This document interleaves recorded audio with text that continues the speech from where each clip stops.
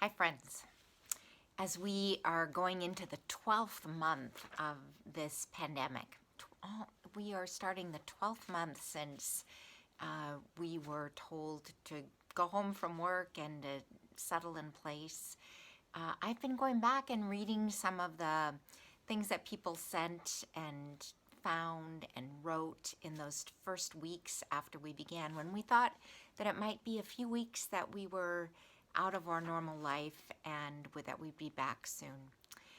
And somehow those poems and things seem even a little more meaningful to me now, because we have a chance, I think, to use them as a way of thinking about what have we learned and how have we changed and how have we grown through this time. So here's one of those poems that came probably almost a year ago and that I want to share with you again. It has no title. It's by a poet named Kitty O'Meara, and it goes like this. And the people stayed home and read books and listened and rested and exercised and made art and played games and learned new ways of being and were still and listened more deeply. Some meditated, some prayed, some danced, some met their shadows, and the people began to think differently. And the people healed. And in the absence of people living in ignorant and dangerous and mindless and heartless ways, the earth began to heal.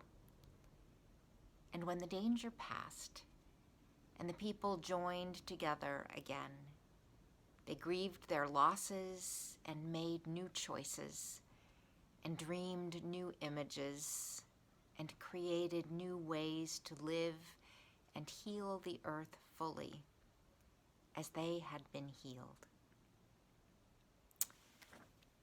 It is time, I think, for us to start thinking about how we have been healed as well as damaged in this time.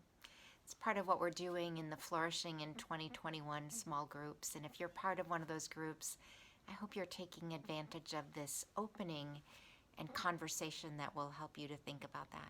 But even if you're not, this is a time for thinking about what you have learned, who you are becoming, how you've been healed in this time that has been full of grace, even as it has been full of difficulty.